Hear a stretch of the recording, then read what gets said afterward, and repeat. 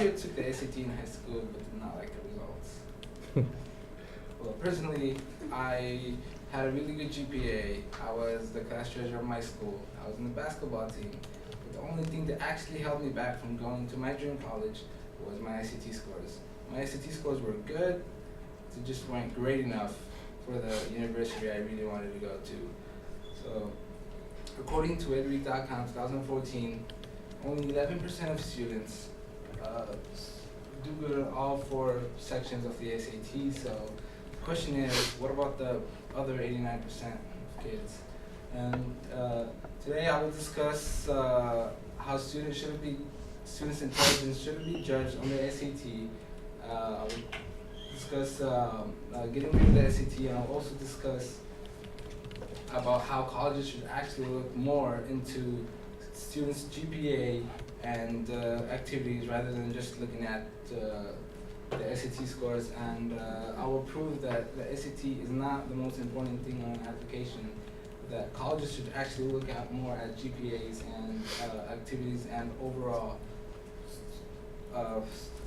student and student's intelligence. And according to Eric Murphy, what's the measure 2016, he states that the SAT is more of a skill than a test, because there's some students out there that are actually not really good test takers. They're like smart but not really good test takers, and it's a 4-hour exam. And like personally, when I took the SAT, I was good for the first 2 hours until third hour, where it was just too much reading, too much math, and I started getting a headache. And when that happens, I just lose my focus. So maybe it's not your intelligence, it's just the test being too long, or just some of us are just bad test takers. And according to usnews.com, 2015, the only students who actually do good on the SATs are the ones who actually take the PSAT 3 times before actually taking the SAT. PSAT is like a practice SAT. But the question is, why do we have to practice for a 4-hour exam? How does that define our 4 year of high school over 4-hour test? And getting rid of the SAT. According to Linda Hammond, Higher Standardized 2016, she states that students who come from wealthier families tend to do better on the SAT because they can afford courses and materials that actually helps them to prepare for the SATs, rather than some minorities who just don't go to like a prioritized high school that allows SAT courses, because there's some high schools that actually offer SAT courses that help students out in practicing.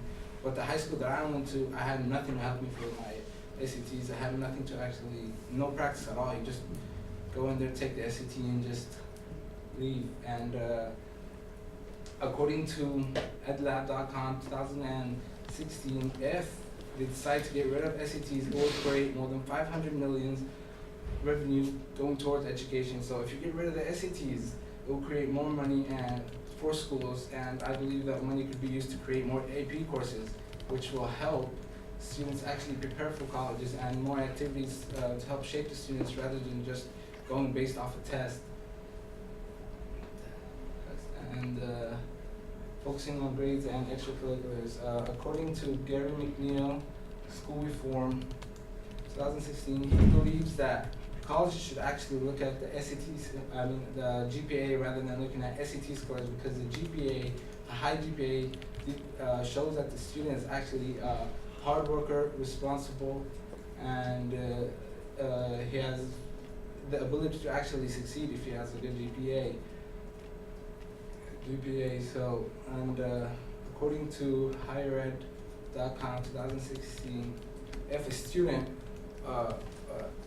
who has just a high GPA and a high SAT is prioritized over a student who actually has high GPA, participate in their school activities, probably like or in a sport.